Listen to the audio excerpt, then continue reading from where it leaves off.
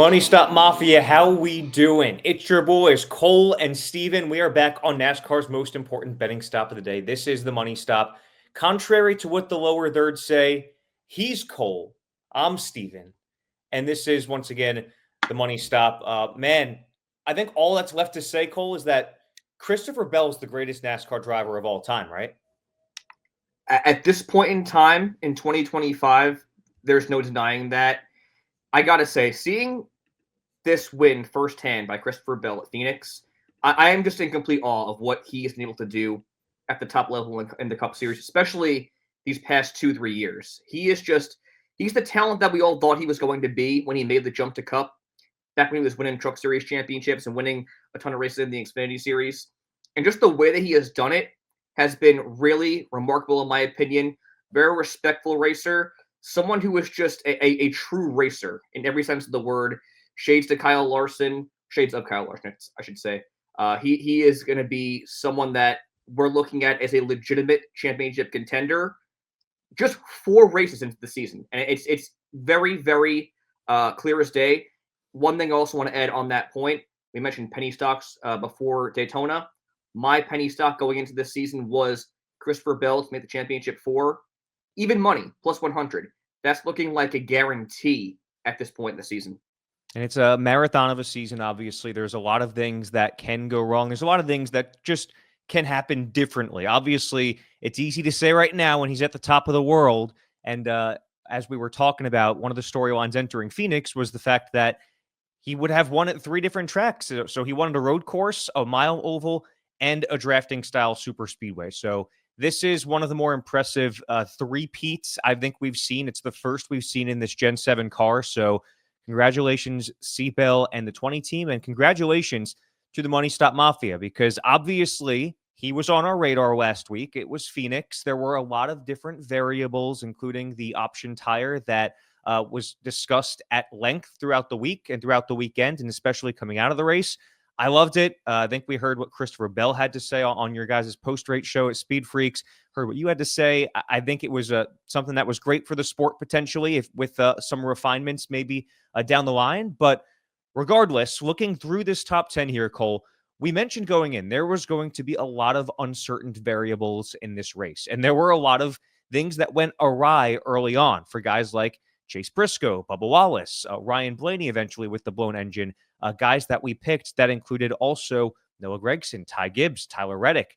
Those were 6 of our picks that did not do well because of the amount of calamity that happened at this Phoenix race that kind of made it feel like an old school Phoenix race. I think it was a breath of fresh air to see Phoenix with that much action that also included strategy. It felt like the complete package, one of the more complete, fun, entertaining Phoenix races that we've seen probably in the entire Gen 7 era. But I think that you would probably echo a lot of that same thing. We did have Kyle Larson finishing 3rd. Chris Buescher finishing 5th was one of your big picks that I disagreed with. William Byron, who was my winner pick, finished 6th. We also had Ross Chastain in 11th, Joey Logano in 13th. So it was largely an up and down day for the Money Stop, but you can always count on Christopher Bell, right? No doubt. I think given the circumstances with the option tire, having 6 drivers within the top 15, including the winner and 3 of the top 5 finishers, was good. You know, I wasn't someone who was advocating to go all out and throw big bucks on Phoenix with the option tire at play. But given these circumstances, I think we did a really good job with this one. And yeah, I think this was a phenomenal race at Phoenix. I am still fired up coming out of this weekend because not just the Cup Series, but the ARCA Series, the Xfinity Series, there were 3 incredible races start to finish. You had 3 amazing finishes, 2 instant classics, in my opinion, between the Eric Almirola, Alex Bowman finish in Xfinity, and of course the photo finish, second closest at that in Phoenix Raceway's Cup Series history, with the Cup Series race between Denny Hamlin and Christopher Bell. And I think even through all the unknowns and the 50-50 split of our 12 drivers for this race at Phoenix, the big thing that we preached, I think, heavily during that last show was that the Toyotas and Joe Gibbs Racing have a handle on that track in the springtime. And that was front and center once again, with Christopher Bell winning and Denny Hamlin coming in second. I know we didn't highlight Denny Hamlin explicitly, but just the fact we mentioned the Toyotas, how big of a presence they had up front in the finish. was a good thing for this analytically. So really fired up coming out of this one. I'll be heading out here to Vegas as well on Friday. So we preface this by saying that we are recording here early because while I'll be traveling to Vegas, you will be traveling to Tampa Bay to cover some New York Yankees spring training. Isn't that right, Steven? Yes, so we're recording this earlier than usual, and this is kind of a preview for those of you that are new to the show. First of all, a reminder, if you're watching with us, he is Cole, I am Steven. Contrary to the lower thirds, we usually have a little bit more of a live production that we're able to work around with the cameras a little bit more, but I do work in minor league baseball, and the season effectively starts this week. I'll be heading down to spring training, and then from that point, we're going to be working with some crazy schedules. I'm out in the East Coast, living in Jersey, working around a 138-plus game baseball schedule, and Cole, of course, is working around the NASCAR schedule. So this week is the first inkling of what is to come as far as our schedules, but the constant you can rely on is great betting analysis, and that starts right now. Let's take it to the bank. Before we do that, I do want to preview what is coming and tease that we've got favorites that you're going to hear about in just a couple minutes. You're also going to hear about our favorite sleepers, our value picks. We're going to talk about big money bets, which are our favorite prop bets and one of the best ways to make money. And we're also going to give you our flat-out winner picks. And eventually down the road, after this episode on social media at the _money stop, you'll find our daily fantasy recommended lineup. So without further ado, lots to get covered here, Cole. Let's dig into what is kind of our second home track in Las Vegas Motor Speedway. Another great one, especially in this next-gen car. Really excited to get this one underway. And as we look at the pre-qualifying odds, the favorite to win is Kyle Larson at plus 400. Christopher Bell somehow is not favored. He is plus 700, second behind his buddy and rival Kyle Larson. William Byron's plus 750 in third. And then you've got Tyler Reddick at plus 1,000. Denny Hamlin at plus 1,100. So, Cole, as we discuss our favorites, why don't you kick things off this week for us? Well, I think there's no more fitting way to kick things off than with Christopher Bell. Once again, his value this week is plus 700 to open the weekend per FanDuel. Again, recording here pretty early, so the odds for BetMGM are not quite open just yet. So plus 700, great value for C. Bell. And I'll start by saying this.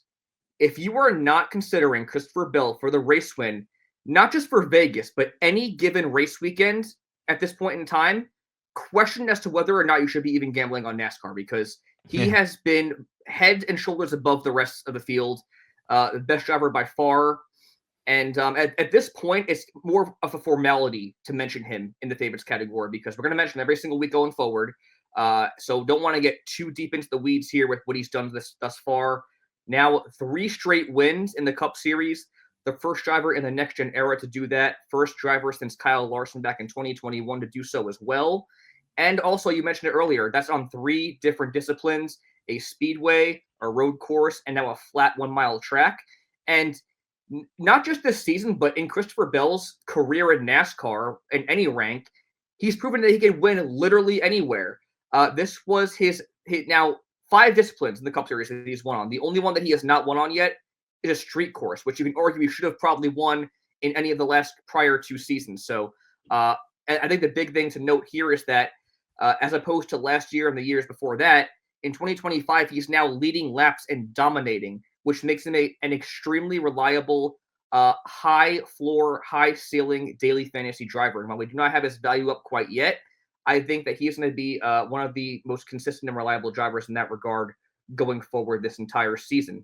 Now, looking at his Las Vegas resume in the next-gen era, 4 top 10s, 3 top 5s, and 2 runner-up finishes. So he is very well much in line for a potentially 4 in a row going into Sin City.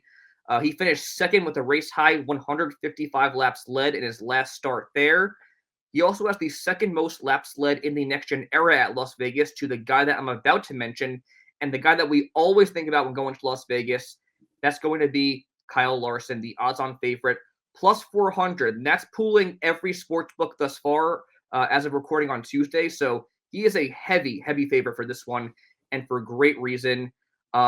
Just to brush over what we've seen so far in 2025, I know it's not a great indicator with the 2 speedways, the road course, now Phoenix, but he has 2 third-place finishes, a third place, again, coming this past week at Phoenix, and 2 finishes of 20th or worse. And that, I think, is the epitome of the Kyle Larson experience, a guy who's either going to get you a top 5 or a win, or wreck trying to do so. And that's exactly what we've seen thus far. But one thing that we have seen, no matter what generation car, what year it is, Kyle Larson is going to be money in the bank at Las Vegas. In his career, 17 starts, 3 wins, the most laps led of all among all active drivers with over 600, and the best average finish as well at 9.4, again in 17 starts.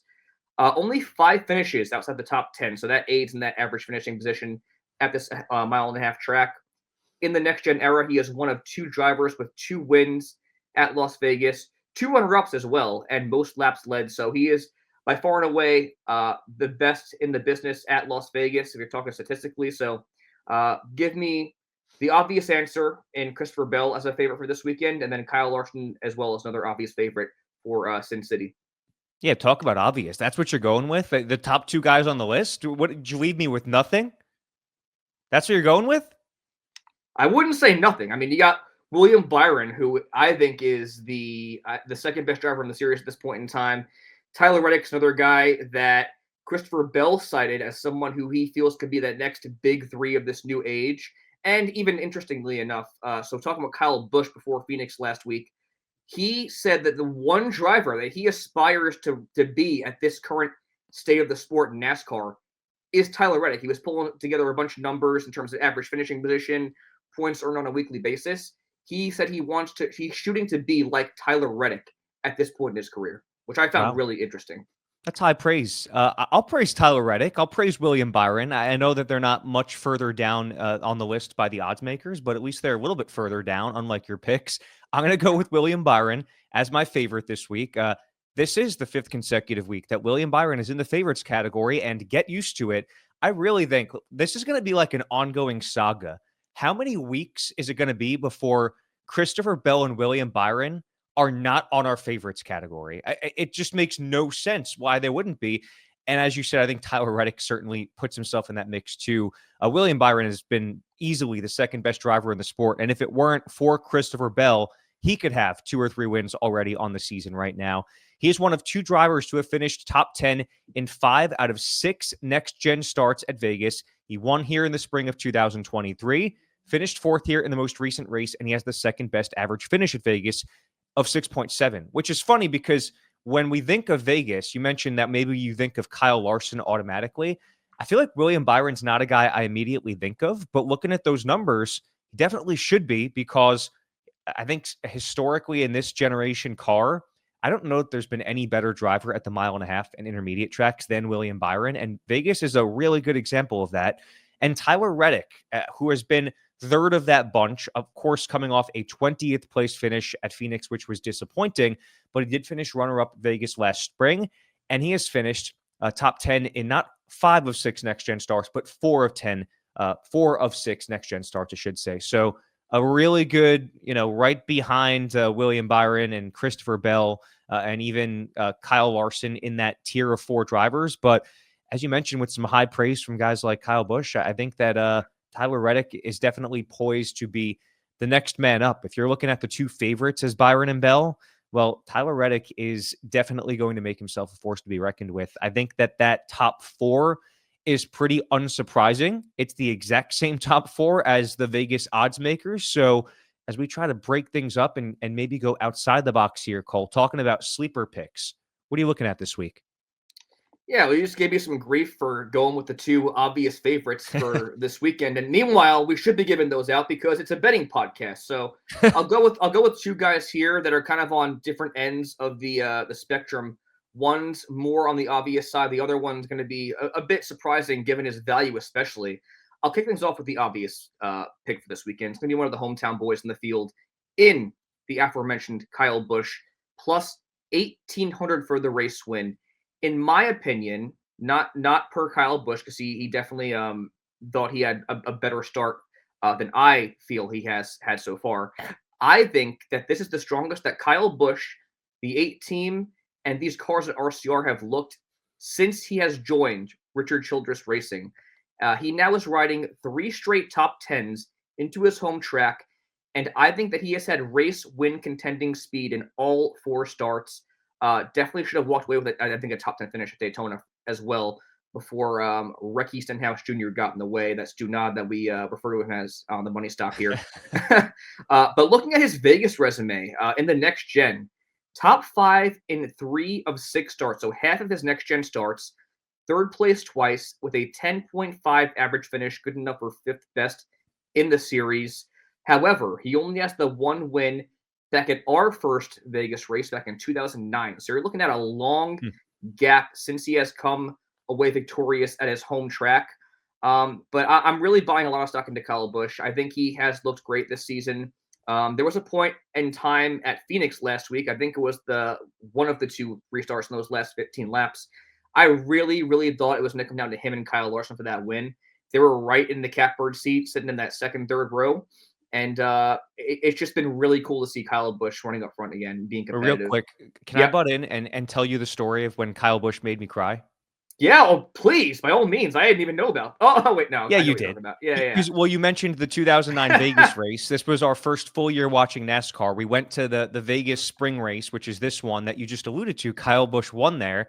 And the diehard Jimmy Johnson fan that I was, driving the Cobalt car, it was so badass. And he had a really fast car. He was leading laps early on. He had a rocket. And it was late in the race, the third stage, if you will, which there was no stage racing back then. And he was ripping through the field on fresh tires late in this race. And I can't remember who took him out. There was a big crash on the backstretch. It felt, I don't know, I haven't looked into this recently, but it felt like he was passing 2 or 3 cars for position per lap after the restart. That's how Superman-like he felt with these 4 fresh tires. He was zipping up through the field, and all of a sudden, crash on the backstretch. Jimmy's in it, and how old? 14-year-old, actually 13-year-old Steven throws his Mountain Dew can or Amp Energy can or whatever I had, throws it at the metal bleachers and starts pouting and crying in front of the thousands of people that were at the Las Vegas Motor Speedway grandstands. That's the time Kyle Busch made me cry. It wasn't necessarily him, but it was circumstances in a race that he won that made me cry about 15 years ago. See, I was thinking you were talking about like a media thing. No, I vividly remember that. And being the little shithead Dale Jr. fan I was with not much to gloat about, I was loving that, seeing you pouting with the giant Sprint Cup headphones on, your puffy cheeks. And you were There's probably a video somewhere. The transition lenses. Oh, there's pictures. There's definitely pictures. Mom takes a million pictures, but you can share that on social media if you want, if you find it. I'll find it for sure. And yeah, that Cobalt paint scheme was one of my favorite of all time, by the way. Yeah, just great I was looking up on Racing Reference if there was who he got involved in an incident with. It just says 48 incident in turn 2, but I want to say it was like a Scott Speed or like a Brian Vickers, one of the Red Bull cars back then. Anyway, yeah, great memory for me, especially. Anyway, moving on here. My other sleeper for this win is going to be a guy that has a great value this week, plus 2,800 in FanDuel. This could very likely be a value pick, depending how DraftKings and Grid Rival value him over the next couple of days. But Alex Bowman, one of our West Coast guys, coming off his 3rd top 10 of the season here at Phoenix, his home track. And this is very telling for me because not only is that his best start since 2023, Phoenix, since he made that substitute start for Dale Jr. in 2016, that has not been one of his strong tracks. So for him to finish top 10, it was a very encouraging sign. And here's my reason for liking Alex Bowman for Las Vegas. Not only has he won, or did he win the first next-gen race at that 1.5 mile track, he has finished top 5 in 3 of his 5 Vegas starts, including 5th in the most recent race there. And also, this is even the bigger picture here to look at. The last 2 times that a driver has won 3 consecutive races, Alex Bowman has emerged victorious. So I think there's something to be said here for at least considering that race winner value of plus 2,800, because if you were to place $5 on that right now, you would walk away with $140. So I think for the way this team has been performing so far in 2025 and for how he's performed in the next gen era at Vegas, it's worth putting some money on at this point in time. And just to preview things to come, there's not going to be many, if any, big money bets to consider because we're recording so early. This is one where I'm going to take a page out of the Entourage playbook. We're in the spirit of Las Vegas. My favorite episode is Vegas, Baby, Vegas. Vinny Chase goes into Las Vegas, goes through a roulette table, and says he puts $5 on black, and it's going to be the sign of a good weekend or not. And while you can't tell if he's going to win early on because the race is obviously Sunday, I say this is one where you put $5 on Alex Bowman right now, and if he wins, great. If not, then you walk away with a really good weekend after it all. But this is one where I would endorse you to put $5 or less maybe on him and just ride with it throughout the weekend. Why not, right? Yeah. I mean, Alex Bowman, I actually said it last week. We were talking up Joe Gibbs Racing at Phoenix early in the season and how they dominate that track in that particular race every year. Sure enough, that was true to form. But I also did mention, I believe I mentioned, that this is the time of year where Alex Bowman really flexes his muscle. This sleepers category is one that it kind of feels like the under the radar drivers at this point in the season. I was kind of struggling to think of what I was going to respond to you, but it was this. I just forgot again. Let me just go into my sleepers and then we'll go from there. I'm scatterbrained right now. Let me ask you a question. That's great. Yeah, it's great. Stu Nod. Yeah. Well, Stu Nod, let me ask you a question. What driver has led the most laps in 2025? That's an easy one. I know the answer to that. It's Joey Logano. Why can't you just pretend like you don't know the answer? Why do you obviously made the outline. Why can't you just say, I don't know who it is? Because I guarantee you didn't know who led the most laps until you saw the stats. So, yeah. Well, it's Joey Logano. It's the reigning champ. The reigning champ at that. The Paisan himself. Champ. Everyone wants to talk about Christopher Bell and William Byron and Kyle Busch and Tyler Reddick. Well, Joey Logano's led the most laps this year. 207 of them. He finished 13th at Phoenix and was one of the players in this race. In the next-gen era, he is one of only two. He is the only other, I should say, two-time winner at Vegas, including the most recent race there. 23 starts at this track overall, and he has 4 wins, which is the most among active drivers at this track, with the second most laps led among active drivers, 544, and the second best average finish among active drivers of 9.5 over one of the largest sample sizes. As I mentioned that, I remembered what I was going to say, Cole. It was how you said this is going to be kind of a cut and dry race and that, we go to more, there's no option tire, things like that. I have to disagree because I always like to say when we go to the first 1.5 mile track, it feels like the real season begins. You got all the wild cards on the drafting tracks. You have the variables that are road course racing. And then obviously Phoenix is the 1 mile oval. I think that we could see a little bit of uncertainty unleashed in this race just because it is the first 1.5 mile non-drafting track. We're not counting Atlanta because it races more like Daytona at this point. But I'm going to disagree with that and just say there will be maybe a little bit that goes outside of what we're predicting that it does. I think that it's not going to be as cut and dry as maybe we think at this point. But I feel that once we have this one under our belts, then the next 1.5 mile could be, as you're saying, a little bit more cut and dry of what we're expecting. One guy that has been easy to expect good results from this year. How's that segue? You like that one? Ross Chastain, the Watermelon Man.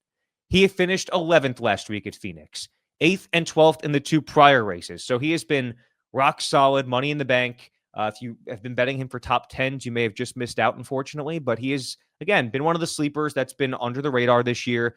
And here's why he is one of the sleepers out of our first 8 drivers mentioned. I talked about William Byron. He's one of only 2 drivers that has 5 top 10s in 6 next-gen races at Vegas. Well, the other is Ross Chastain, who also has 4 top 5s. That includes a runner-up finish at Vegas.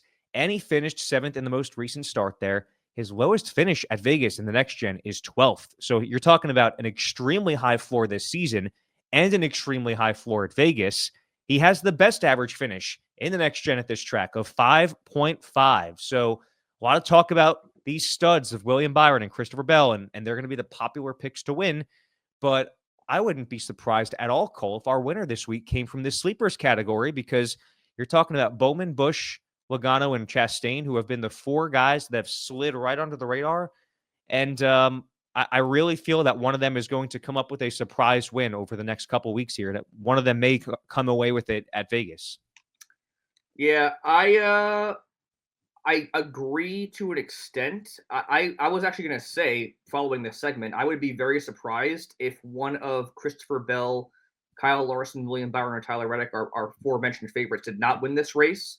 So there's that. I think that guys like Ross Chastain, Kyle Busch, Alex Bowman have been very consistent. So I definitely would consider them for a top 5 prop, especially given some of their values, or I guess perceived values going in. Guys like Alex Bowman and Ross Chastain, especially with their race winner values are right now. But I'm not ready to say that I think either of them or any 4 of these drivers are going to go out there and win the race. Even like Joey Logano, I know he's one of 2 multi-time winners at Vegas in the next gen. He has the most wins among active drivers at Vegas right now, but those 2 wins, they came in the fall, as we most infamously know, when he went on those 2 championship runs. So kind of like we saw last week at Phoenix, and as we noted on the outline last week for Phoenix, he has a lot of success in the fall, not as much in the spring. Same can be said for a track like Kansas, which we're going to hear in the next month or so. So that's been a trend that we've seen with Joey Logano. He just, that team knows how to get it done when it counts. And it's usually a later part of the season when it's in the playoffs or near the playoffs. So some apprehensions for me on that front. But I think these are 4 very solid sleepers that should have some good values going in for top 10 props or top 5 props. I think we ought to discuss our value picks as well, Cole, because talk about some guys who have slid under the radar. I don't know if they've been fully surprises, you could say, but sure, there have been some surprises during the season. We've talked a lot about how sporty the Spire cars have looked. We've talked a little bit about how the Legacy MC cars have had some solid speed, course front row motorsports.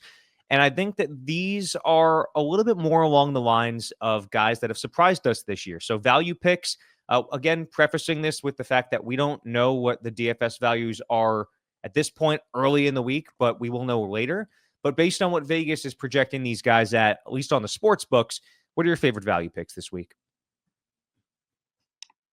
Value picks this week. I think the obvious choice to open things up here is going to be the other hometown boy in the field in Noah Gragson. He finished 6th at Las Vegas in this race last year. He also already has 1 top 10 to kick things off in 2025. And he has 7 last year with Stewart-Haas Racing. So he's a guy who knows how to get it done. I think he's in better equipment here with Front Row Motorsports. And I think just this is a guy that has had a lot of laps at this track specifically, being that it is his home track.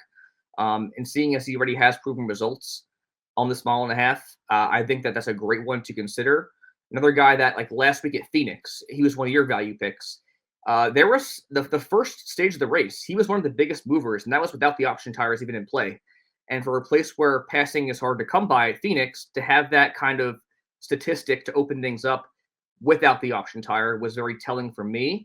I think that stable as a whole at Front Row has been extremely impressive between that young core of 3 drivers. So I like Noah Gragson a lot, as well as someone who is a very surprising name to consider for a value pick at this point in the season, considering that the last year of the Cup Series racing, he was extremely inconsistent. He was kind of a meme in ways for wrecking every single week.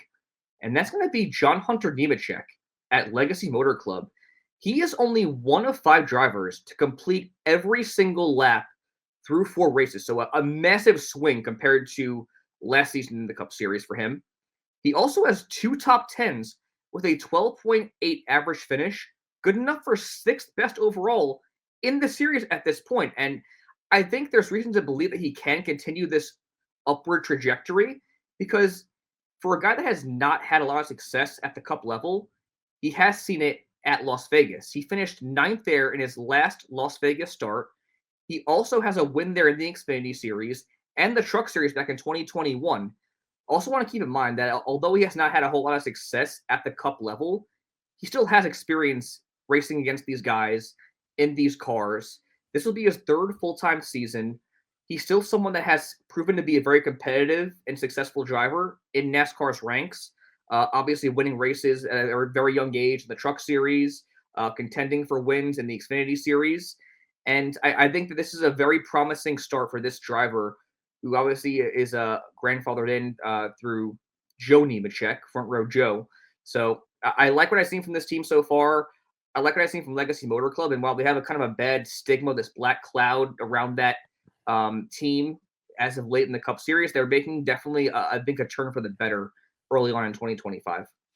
I completely agree with that statement. And I think overall the Toyotas have just looked pretty good at this early part of the season. And included in that has been Bubba Wallace. I know it wasn't the performance and the finish they would have liked last week, but thinking about the types of tracks that he excels at, he is one of my value picks this week, Bubba Wallace, because last year, or matter of fact, 2 years ago, in this race, he finished fourth at Vegas, which is his career best finish here. And he has two more finishes of 13th or better in the next gen at this track. So again, guy with a high floor, and 2311 last year was the team that had some of the best speed on the mile-and-a-half tracks. You're going to hear a lot of flack about Tyler Reddick, but Bubba Wallace had some really good speed that got overlooked a little bit on these tracks last year. And as you just kind of alluded to with Legacy MC, there have been good speed in the Toyotas, whether it be Joe Gibbs, really the entire camp all the way around. And that's evidenced by some of the results we've seen from the teams that didn't have it in the Toyota camp last year, like Legacy Motor Club. And I think that there's reason that Bubba Wallace could be a very solid value pick based on where Vegas pegs him this week. Also, Daniel Suarez. We haven't talked really a ton of Chevys this week, but looking at that Trackhouse 99, Daniel Suarez, career best finish of third at Vegas in his most recent start there, and 11th in the last spring race there. Laps led in both starts, which for Daniel Suarez, obviously you're not looking at a guy that leads laps every week. So the fact that he led laps in both starts was strong. And let's not forget, too, he didn't get the result he wanted at Phoenix, but obviously ran into a really tough circumstance there. And when he was running sixth and just kind of running into a cloud of smoke. But he ran well last week, too. He led 57 laps last fall at Las Vegas. And in 5 Vegas next-gen starts in the Cup Series, he has finished 16th or better, with 2 of his 3 top 10s at this track coming in the next-gen era. So you're seeing little bits and pieces of what could be a solid performance from Daniel Suarez this week. I think the Amigos will be out in full effect. I think that he's a very solid way to round out our value picks. Would you agree? Not at all, actually. Oh, Daniel Suarez has been abysmal this season. His best finish of 13th came in the Daytona 500. And I get what you're saying. Like last week when he ran into Catherine Legg late in the race, he was running 6th. So he did have a good run going for him. But at this point in the season, I know, again, it's very early. You've had 4 very unpredictable tracks with different circumstances. Bad luck has found a way to find Daniel Suarez. And for a guy like him, where I think momentum and success are a very temperamental thing at this point in his career, it's just not great for me. And I think the telltale sign for me with Daniel Suarez this season was at Atlanta. We mentioned his incredible stats going into that race, and he just completely crapped the bed, finished 33rd in that race, got into a wreck, and was almost a no-show the entire event, honestly. So I think, again, he's just a very temperamental driver, similar to Bubba Wallace, who has been on the other end of things this season, I would say. A bit of a mixed bag of results, but definitely has had more prominent speed. I just think that 99 bunch as a whole has looked a little bit off this season. And just given how temperamental of a driver that team and that driver is, I don't feel very confident in Daniel Suarez for Las Vegas. so what are you going to do for me when he finishes in the top 10? That is a great question. We should make some sort of wager here, huh? It is Vegas weekend. This is a little bit outside the box. I know Dad's got some cowboy hats. He's got some cowboy boots. Maybe you can get some kind of a Hispanic feeling outfit that you wear on the stream. You heard it here first. If Daniel Suarez finishes in the top 10 at Vegas, Cole will be dressing up in some sort of accessories that Daniel Suarez would endorse. Okay, I'll buy into that because I'm that confident that Daniel Suarez is not going to have a great finish at Las Vegas. And for those of you who don't know us, obviously we're from New York, Staten Island. I'm not a country guy, not a Western guy at all, no matter where I am right now, living in Arizona and out here in the desert. But that would really kill me to wear a cowboy hat of some sort on the show next week. So Stay tuned. We'll All see. right. I don't think it's happening, but stay tuned. Stay tuned. I might need to lock in a Daniel Suarez top 10 bet, even though I'm not super confident in top 10. I think there's glimpses that we can get a nice performance here. I might need to lock that in just so I can pop a little champagne for next week. But he is our 12th of 12 value picks of 12th of 12 drivers we've mentioned. He's our last value pick. As there are two of us, we like to give you a more focused and concentrated look at the 6 drivers we strongly prefer this week. So we pick one per tier. I'm going to go with William Byron, Joey Logano, and you know what? Just for the hell of it, I'll go with Daniel Suarez. Damn. All right, tanking your picks already. I love it. Great for me. My favorite has to be Christopher Bell. I know Kyle Larson will probably make me look stupid given how great he is at this track, but there's no going against Christopher Bell at this point. 3 straight wins. Just plain and simple. Kyle Busch, hometown boy, will be my sleeper. Love the way he's looked so far this season. And for my value pick, going to go against the grain here and not go with the Las Vegas native and Noah Gragson, but rather John Hunter Nemechek, who has been really, really rock solid start this year off so far in 2025. Well, you mentioned before, Cole, there's not a ton to work with right now as far as prop bets, but on social media at @the_money_stop, we're going to have our favorite ones listed later in the week. Also, on the topic of social media, if you happen to skip through the episode and miss the beginning, our lower thirds are a little messed up right now. So he's Cole. I'm Steven. Those are our Twitter/X handles. So, but follow on at @the_money_stop, which is of course, the best possible resource on social media for developing storylines and NASCAR betting. And, Cole, a lot of times will be at the track, including last week at Phoenix and this week at Vegas, where he will have the inside scoop on a lot of what is going on. So with that said, Cole, give me some of your favorite prop bets this week. We like to call these big money bets because you can put more multiple units on them. But as far as prop bets, over-unders, better, worse, what are your favorite of the bunch that you've seen early this week? Well, as I mentioned earlier in the show, since we're recording so early on March 11th, this fine Tuesday, there are no really great props to choose between. In fact, there's nothing to choose between for over-under bets, better, worse bets on Grid Rival.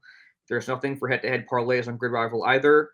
The only finisher props that we have are our top 3 finisher props on DraftKings. And before I get to that, I just want to rehash or recap what we did last week in Phoenix. We suggested Kyle Larson to finish top 5 at even money plus 100. Mm-hmm. That indeed cashed. For better, worse, over/under finishes, we advocated for William Byron better than 6.5. He finished 6th. Chris Buescher to finish top 10, better than 10.5. That one hit as well. So we'll pat ourselves on the back for that one. But nothing to go based off of so far early in this week for those 2 predictions. But on the big money bet aspect of things and the finisher props, again, no top 5s, no top 10s finisher props to pick between. But similarly to what I mentioned with the Alex Bowman recommendation for race winner bet during my analysis, I want to also kind of advocate here for another roulette style form of betting for this weekend. Just to give you something to consider, I guess, since we don't have anything to really go based off of. For the top 3 finisher props, you can get both Kyle Larson or Christopher Bell at plus 110, so just above even money for payouts. Again, throw $20 on either one of those drivers right now because you know those are going to adjust once specs and qualifying pan out. And since the next gen era has began, Christopher Bell has 2 poles at Vegas. So if that trend indeed follows into this weekend, which it very likely probably will, given his current stretch in the Cup Series, it's probably going to be under even payout for a top 3 finish, which is crazy to even think about. But long way of me saying, take this as a roulette style approach, but with some more insurance because these are 2 great drivers. Christopher Bell's best in the sport right now. Kyle Larson's the best at Las Vegas and the next gen, and just in general among active Cup drivers. So throw $20 on them to finish top 20, top 5, top 3. My God, throw some money on Kyle Larson or Christopher Bell to finish top 3. Again, plus 110 payout, and see where it goes. I want to stress too, last week you mentioned the really strong pick of Kyle Larson as a big money bet to finish in the top 5. I think when you're betting smart on NASCAR or any motorsports, and you're looking at it from that holistic perspective, and there's a plan behind it. So let's say you put 5 units on Larson to finish in the top 5, but you had only 1 unit on 2 or 3 race winner picks that weren't Christopher Bell. You still came out positive. So I want to stress, just as general betting advice for NASCAR, that, some people may not be in a position to lock in a bunch of different kinds of bets, but just looking at it from the sense of let's just use $100 as your piggy bank for an example, and your units are $5 each. Picture $25 on Kyle Larson. You just won $50, netting 25. So then you're at 125, and you're putting 1 unit maybe on your race winners. If they all lost, you still came out positive. So that's why it's important to not just bet on race winners. I think that might make it fun if you're only rooting for one driver, but to do this right and to really make money in the long term, you want to look at this holistically, and you want to take into account different types of bets with different unit sizes that we've discussed. That's why we call these big money bets. And I think it's important to stress that early in the season, where last week was a great example. We talked about 12 drivers. Half of them got knocked out from the calamity that happened on track. But if you listen to the big money bets and the prop bets and the head-to-heads, like another one that comes to mind, we mentioned William Byron, better than 6.5. He finished 6th. So if you did that one, couple of units, 2-3 units, say $15 in this hypothetical, you came out again in the positive. So keep that in mind as we move forward. Looking at the end of this episode, though, Cole, we're going to drop the jack after we give you our race winner picks. I went first last week. I did pick William Byron. He had a strong run, but obviously, fell on the wrong side of strategy with the pit stops late in the race, right before the caution. And without further ado, as I picked first last week, you've got first pick this week for the race at Vegas. Well, this can go only one of 2 ways. So whatever driver I don't pick, I guarantee that you're going to pick. So there's a lot of pressure on this one for the race winner bet. But man, I just cannot in good conscience go against Christopher Bell for Las Vegas. I know that Kyle Larson's the king of this track in the next gen and any iteration of stock car racing and NASCAR. But this is still a guy that has 2 poles at Las Vegas. Might even be 3, actually. He led the most laps last race out, finished runner-up. He's got 2 runner-ups in the next gen at this track. And 3 straight wins. Let's go for 4. I want to see it bad. He would be the first driver since your boy, Jimmy Johnson, to do it back in 2007. I'm a sucker for history. I'm a sucker for greatness. And I expect another 4th win in a row for Christopher Bell in 2025. It's fun. I feel that when you're riding high on this kind of confidence, you see the personality break out a little bit. You've seen an evolution of Christopher Bell's personality throughout his Cup career. But when you're riding high like this and you see the emotion when he comes out of the car and just being a little bit more opinionated around pit road, confidence, the chest out, I think it's a good thing for the sport when the most talented and the best drivers are on runs like Christopher Bell is. And obviously there's only one other driver to pick when you're going that way. I'm going to go with Kyle Larson as my pick for Las Vegas. And I have first pick at a sleeper, which for our criteria is anyone outside the top 15 in odds.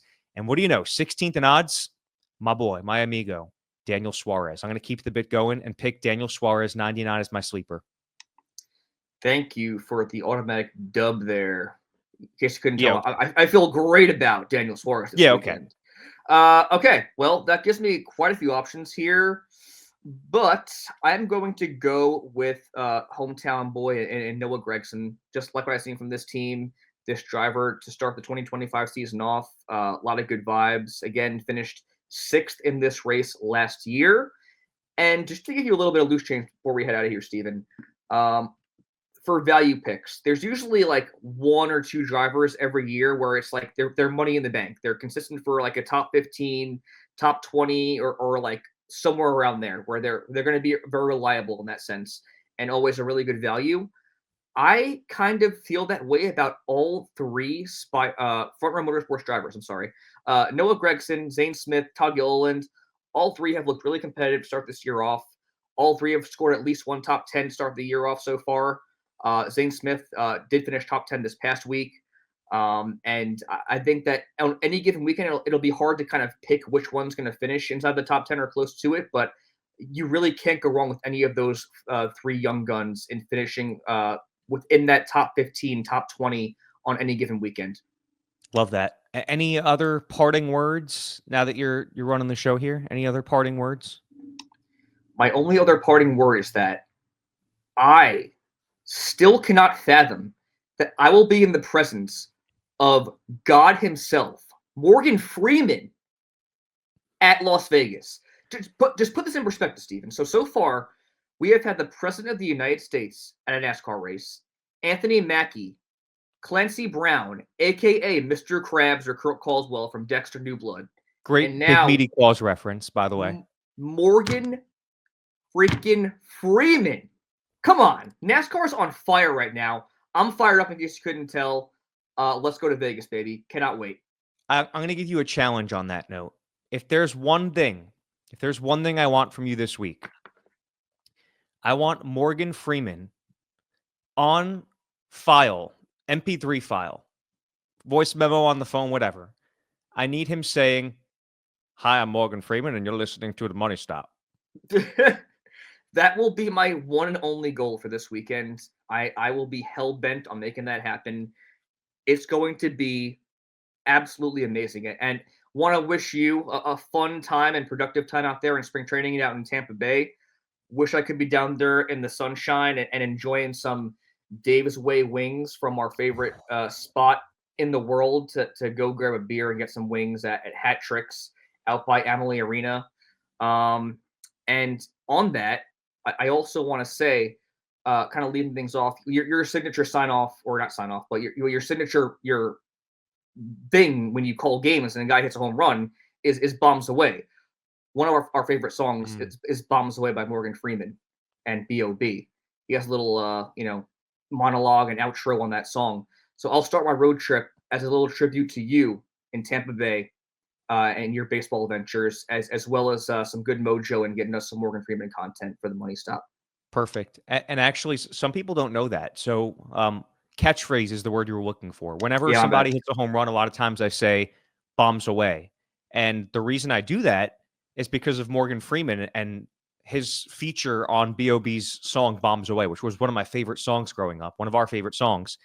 And it's a perfect song for you to start your drive up there too. And I guess I might have to do the same. I have a big announcement, actually, that we're just finalizing right now. It'll be finalized by the time people listen to this, which will be Friday. I'm going down for spring training for a week. And I will actually, on Saturday, be broadcasting the Yankees and Orioles spring breakout game, which is something they started in Major League Baseball last year, where every team will have its top prospects compete against one another in what they call the breakout game. They started it last year. It was successful. And lo and behold, this year, there was no radio broadcast of the game. So I brought the idea to my good friends here at Fox Sports New Jersey, asked if they had interest in broadcasting the game, got the permission, the sign off from the Yankees and from Major League Baseball. It's going to also be streamed not just on Fox Sports New Jersey, but also on Yankees.com and MLB.com. So really pumped up for that. My first licks of play-by-play since September, when the baseball season ended. And to top it all off, as you mentioned, get some Dave's Way wings from Hat Tricks. Sponsor us, Hat Tricks. We love you. But that's this week. We got Cole in Vegas meeting Morgan Freeman, and we got me eating the best wings on planet Earth and calling some Yankees prospect baseball against the Orioles. That's incredibly badass. Congratulations. Fuel up on some Dave's Way wings, call lots of bombs away, blast some bombs away by B.O.B. and Morgan Freeman. And let's make sure to win a lot of money along the way with our predictions here and advice from the Money Stop, the most important NASCAR betting stop of the day. That's awesome. That's the plan. That's the plan. Good stuff. We're going to drop the jack. Most important betting stop of the day, the Money Stop, has come to a close. Please like, subscribe, all those great things. Thanks to SpeedFreaks, kicking the tires, everybody involved with this awesome production. For Cole, I'm Steven. The lower thirds are reversed, but I'm Steven. He's Cole, and we'll see you next week.